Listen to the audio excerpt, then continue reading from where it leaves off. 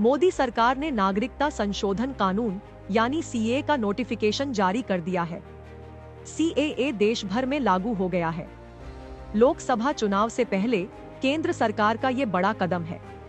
इसके तहत अब 3 पड़ोसी देशों के अल्पसंख्यकों को भारत की नागरिकता मिल सकेगी। लेकिन कानून का विरोध क्यों हो रहा है और मुस्लिमों को इसमें शामिल क्यों नहीं किया गया है, ये हम आपको इस वीडियो में बताने वाले हैं। लेकिन उससे पहले आप आज तक एआई के चैनल को सब्सक्राइब कर लें। चुनाव से पहले नागरिकता संशोधन कानून लागू तो हो गया है, लेकिन इसका कड़ा विरोध किया जा रहा है। विपक्षी दल सीएए के साथ साथ सरकार की भी आलोचना कर रहे हैं। सीएए कानून को मुस्लिम विरोधी बताया जा रहा है। एआईएमआईएम के मुखिया असदुद्दीन ओवैसी ने इसे एक विभाजनकारी और गोडसे की सोच पर आधारित फैसला बताया है। मेरे अजीज दोस्तों और बुजुर्गों, ये बात सबको समझने की जरूरत है, मगर आज हम क्या देखते हैं कि हमारी शनाख्त को खत्म करने की कोशिश की जा रही है। मस्जिदों को हमसे छीनने की कोशिश की जा रही है।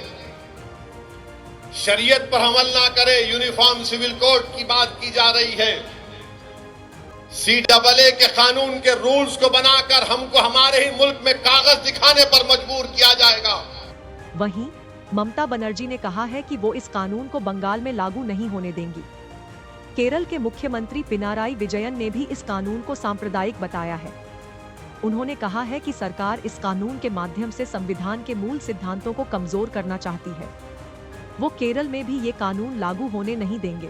वहीं ऑल इंडिया मुस्लिम जमात ने सीएए का स्वागत किया है। संगठन के अध्यक्ष मौलाना शहाबुद्दीन रिजवी बरेलवी ने कहा कि नागरिकता संशोधन कानून लागू होने से देश के मुस्लिम समुदाय पर कोई असर नहीं पड़ेगा। उन्होंने कहा कि वो इसका स्वागत करते हैं, लेकिन ये तो पहले ही हो जाना चाहिए था। भारत सरकार ने सीएए का कानून लागू कर दिया है, उसका नोटिफिकेशन जारी कर दिया है। मैं तो और मेरी तंजीम ऑल इंडिया मुस्लिम जमात इसका स्वागत करती है, इस्तकबाल करती है। दरअसल सही बात यह है और जो हकीकी है कि सीएए कानून में मुसलमानों से मुतालिक कोई चीज़ नहीं है, ना कोई डरने की ज़रूरत है, ना घबराने की ज़रूरत है। और सीएए कानून का मुसलमानों से, भारतीय मुसलमानों से कोई लेना देना नहीं है। ये कानून तो उन लोगों के लिए बनाया गया है, वो गैर मुस्लिम जो पाकिस्तान, बांग्लादेश, अफ़गानिस्तान से आए और भारत में काफ़ी सालों से रह रहे हैं और उनको शहरियत नहीं मिली है। तो उनको शहरियत देने के लिए भारत सरकार ने ये कानून बनाया है। इस कानून से किसी भी भारतीय नागरिक, बिलखुसूस मुसलमान का कोई भी सवालिया निशान नहीं लगता है और ना ये नागरिकता को छीनता है। अब जानते हैं कि बिल लाने में देरी क्यों हुई। नागरिकता कानून में संशोधन का बिल दिसंबर 2019 में ही संसद के दोनों सदनों से पास हो गया था। जनवरी 2020 में राष्ट्रपति ने इसे मंजूरी भी दे दी थी, लेकिन इसके नियम नहीं बन पाने की वजह से इसे अमल में लाने में देरी हो रही थी। आमतौर पर कोई भी कानून बनने के बाद 6 महीने के अंदर उसके नियम बनाने होते हैं। अगर ऐसा नहीं हो पाता है तो उसके लिए संसद से समय मांगना पड़ता है। सीएए के मामले में ऐसा ही हुआ। गृह मंत्रालय ने 9 बार एक्सटेंशन मांगा था।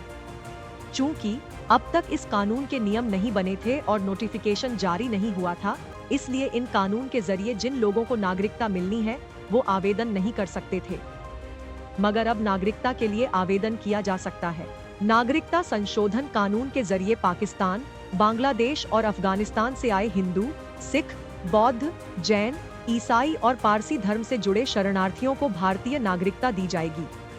कानून के मुताबिक जो लोग 31 दिसंबर 2014 से पहले आकर भारत में बस गए थे, उन्हें ही नागरिकता दी जाएगी। अब सवाल उठता है कि इस कानून में मुस्लिमों को शामिल क्यों नहीं किया गया। सीएए के विरोध की सबसे बड़ी वजह भी यही है। विरोध करने वाले इस कानून को एंटी मुस्लिम बताते हैं। उनका कहना है कि जब नागरिकता देनी है तो उसे धर्म के आधार पर क्यों दिया जा रहा है, इसमें मुस्लिमों को शामिल क्यों नहीं किया जा रहा।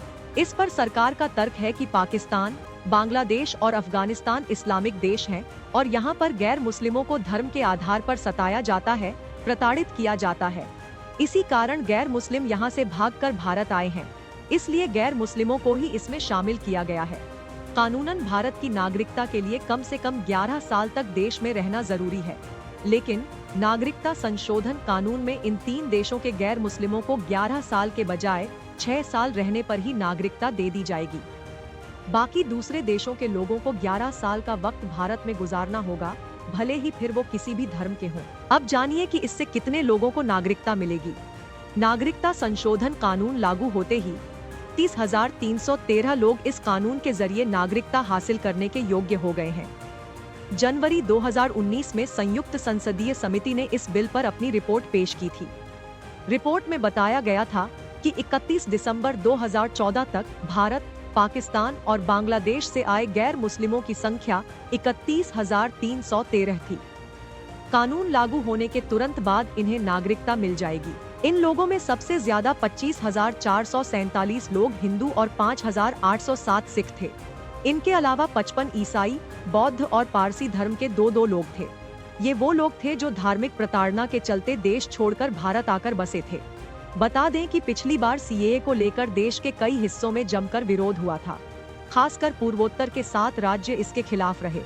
देश भर में प्रोटेस्ट हुए, लेकिन नॉर्थ ईस्ट में ये सबसे ज्यादा था। वहाँ करोड़ों की संपत्ति का नुकसान हुआ, भारी तोड़फोड़ भी हुई थी। पूर्वोत्तर के लोग मानते हैं कि अगर बांग्लादेश से आए अल्पसंख्यकों को नागरिकता मिली तो उनके राज्य के संसाधन बढ़ जाएंगे। असम, मेघालय समेत कई राज्यों में लोग सड़कों पर उतर आए। अब सरकार ने कानून लागू करते वक्त ऐलान किया कि मेघालय, असम, अरुणाचल, मणिपुर के कुछ क्षेत्रों में कानून लागू नहीं होगा। सीएए में इनर लाइन प्रणाली सहित कुछ अन्य श्रेणियों में छूट दी गई है।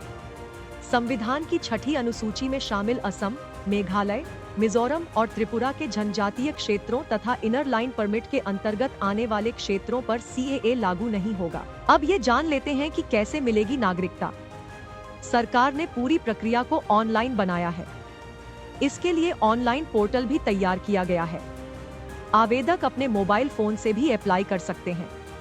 आवेदकों को वह साल बताना होगा जब उन्होंने दस्तावेजों के बिना भारत में प्रवेश किया था।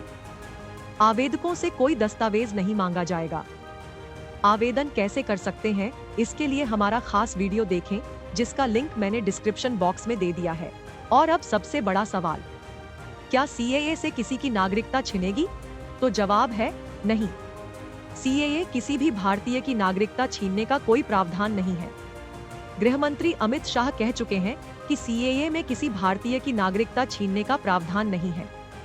इसके तहत 30 दिसंबर 2014 से पहले पाकिस्तान, बांग्लादेश और अफगानिस्तान से आए गैर मुस्लिम 6 समुदायों को नागरिकता देने का प्रावधान है। आपको ये स्टोरी कैसी लगी, हमें कमेंट सेक्शन में जरूर बताएं। ऐसी ही स्टोरीज और अपडेट्स पाने के लिए सब्सक्राइब करें आज तक AI।